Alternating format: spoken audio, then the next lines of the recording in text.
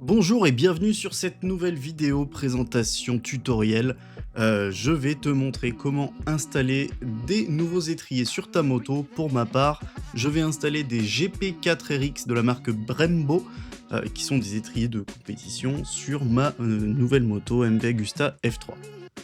Donc, dans un premier temps, ce qu'on va faire, c'est qu'on va vérifier la compatibilité avec le support de fixation de ton ancien étrier, si toi aussi tu veux le changer.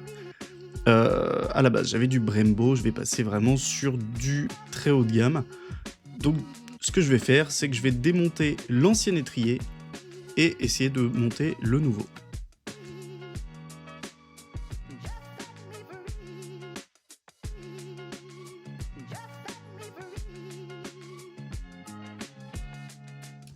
Alors tu verras que c'est quand même bien serré, donc n'hésite pas à forcer un petit peu vers le haut pour bien desserrer ton étrier.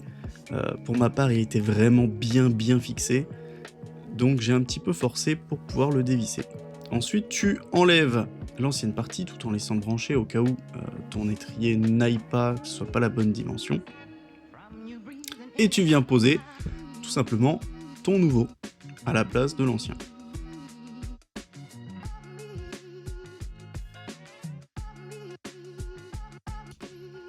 Donc tu vas récupérer les vis que tu viens d'enlever pour les mettre, tu utilises les mêmes vis et tu viens fixer du coup ce nouveau étrier sur la partie fixe de la moto.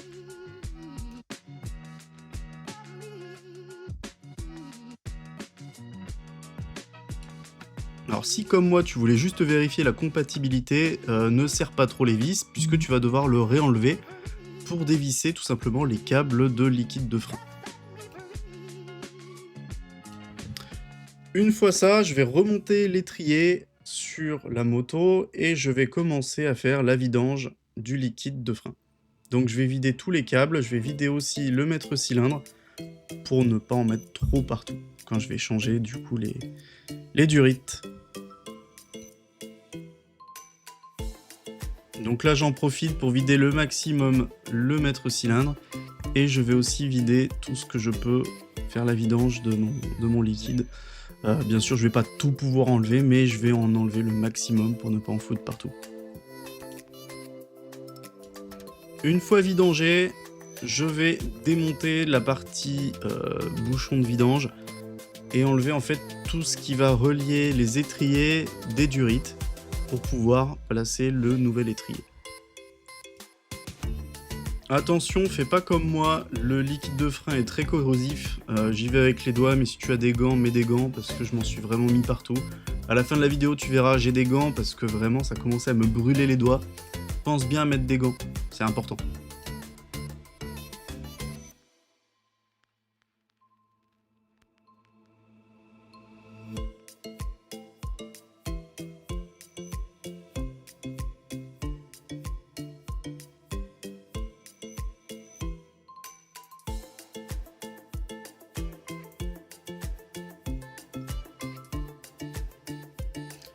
Quand tu enlèves tes durites, fais bien attention, il y a des petits joints métalliques. Pense bien à les remplacer par les nouveaux qui sont fournis avec les nouveaux étriers, ou alors garde-les bien précieusement parce qu'ils sont très importants pour l'étanchéité de tes freins. Maintenant, tu remontes ton étrier, tu le resserres comme il faut, tu viens revisser les durites comme tu venais de les enlever, et on part sur le côté gauche pour faire exactement les mêmes étapes que sur la partie droite. Allez, je te laisse sans cut tout ce que j'ai fait, juste j'accélère un petit peu parce que ça prend un peu de temps. Je refais exactement la même chose, je vide l'étrier, je démonte, j'enlève les durites et on remplace par le nouvel étrier.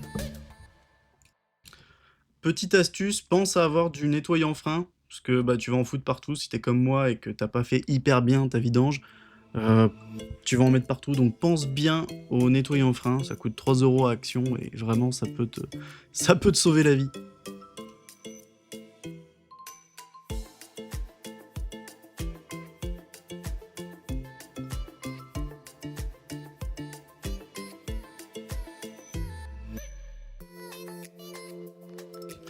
Voilà, on resserre tout comme dans la première étape, hein, c'est exactement pareil que sur l'autre côté. On revise tout comme il faut, on n'hésite pas à serrer. Moi, je viens remplacer maintenant avec le nouveau bouchon.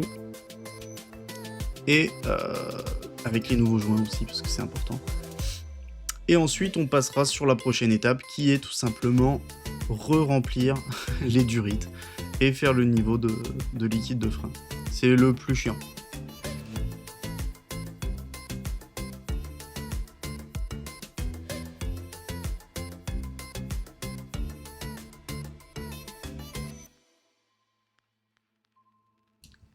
Allez, c'est parti, on remplit bien le maximum le bocal de liquide de frein.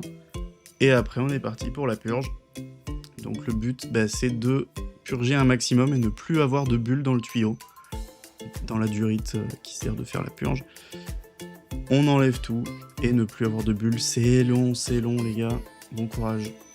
Une fois que c'est fait, on nettoie bien et on part sur l'autre côté.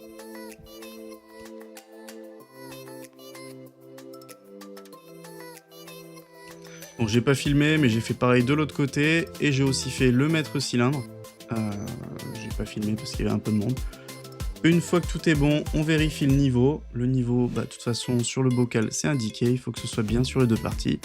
On referme tout, et c'est fini.